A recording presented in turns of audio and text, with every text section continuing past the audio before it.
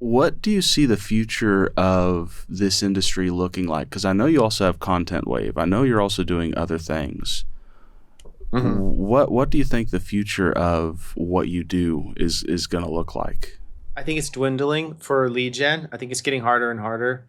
I think that inboxes are getting more and more protected. I think your average person is going to start to have like very elite cold outbound capabilities. I would say it is the lowest effort, highest result sales or marketing activity, like fastest scalable, lowest cost that you can do. And so therefore everyone's going to try to take a swing at it. Um, it's also not very difficult to like get started and get your feet wet. And I tell clients this, and they're like, "Hey, can you do cold outreach for us?" I'm like, "Yeah, but your odds are really low. Like Hmm. this is working against cold outreach. Whether you do it with me, whether you try to do it, whether you hire someone else, you have super low odds of success." And then you take someone else who has the website looks amazing, they're active on socials, they have a YouTube channel, they have a podcast.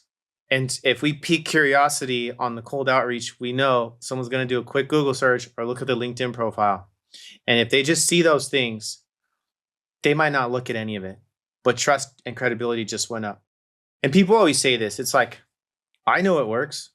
We're just trying to figure out, do you work? Does it work for you? Can we work? Do we work? Like that's what we're going to try to figure out because this works.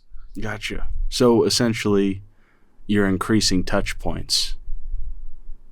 You're throwing a broader net than just those cold outreaches. Yeah. And then it's a way to stay in touch with like the 97% of people who are not ready to buy. Then you start your inbound channel.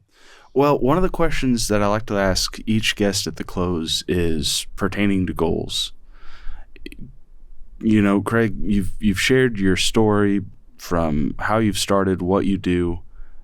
What do you want the next 12 months to look like? What is it that you're hoping to achieve in the next year or so? So I just have a personal sort of ambition to have more self-expression and help others have the same. So I've stayed away from self-promotion. For a long time, I've been lucky. I've been able to get most clients off referral. But now I have this internal challenge where I want to do like express with through podcasting, through YouTube, through like cool videos, creative videos that we can now do with AI, and like Runway ML. So that's one intention, and then part of that is helping others do it, and that's through Content Wave. And so we have launched multiple podcasts now, some virtual, so one cool one we just built a studio inside of a shipping container.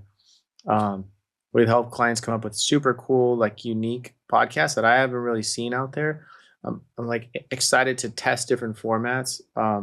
So I'd say for revenue goal in the next 12 months is to get that to a million revenue, annual revenue. I don't know, man. Just keep enjoying myself every day. Up until that point, hopefully, it's the same amount of happiness today as it is then. Thank you so much for watching that clip from the Business RPG Podcast, a podcast that highlights the entrepreneur's journey and also has a strong bias in favor of nerd industries.